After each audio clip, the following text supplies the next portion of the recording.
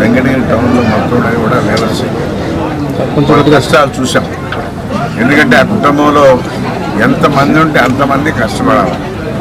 భార్య, భర్త, బిడ్డలు అందరూ ఆ కన్నీరు చుట్టే కానించి అన్ని రకాల కష్టపడతాయి. కానీ వాళ్ళకి ఒక 20,000 రూపాయలు నెలకు రాదు. అందుకని అసెంబ్లీలో కూడా చెప్పాం, ప్రస్తావించాం, లెటర్ కూడా ఇచ్చాను. ఎందుకంటే ఈ సబ్సిడీని కూడా 15% ఇచ్చేది దాన్ని 25% పెంచమని. ఎందుకంటే ప్రతి పేదవాడికి ఒక నెలకి 1,000 రూపాయలు ఖర్చు వచ్చే విధంగా చేస్తే బాగుంటుందని చెప్పి కూడా చెప్పడం జరిగింది. కాబట్టి ప్రభుత్వం కూడా దాన్ని దృష్టిలో పెట్టుకొని చేస్తుందని చెప్పి నాకు నమ్మకం ఉంది. అందుకనే వీళ్ళకి ఇంకొకటి, ఇప్పుడు టిట్కోలో ఇల్లు ఇచ్చాం, ఆ ఇళ్లలో మగ్గాలు పెట్టడానికి కూడా అవకాశం లేదు.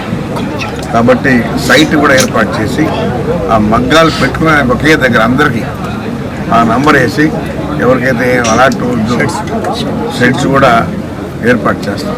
రాబోయే 29కి మ్యాక్సిమం అందరినీ బాగా అన్ని రకాల హెల్ప్ చేయాలి. రాబోయే 2047కి అసలు మన రాష్ట్రంలోనే పేదరికం లేనటువంటి రాష్ట్రంగా చేయాలన్నదే మన ముఖ్యమంత్రి ముఖ్య ఉద్దేశం. కాబట్టి అన్ని వర్గాల వారికి, ఒక వర్గం అనేది కాదు, దేనిలో ఎవరైతే ఉన్నారో అన్నిటిని కూడా దృష్టిలో పెట్టుకొని ఈ ప్రభుత్వం పనిచేస్తాం. ఈరోజు తెలుగుదేశం ప్రభుత్వం వచ్చిన తర్వాత చంద్రబాబు నాయుడు వాళ్ళ కష్టాలు చూసి 200 యూనిట్లు మనం కరెంట్ ఇస్తాము. సబ్సిడీగా సరిపోతున్నాడు.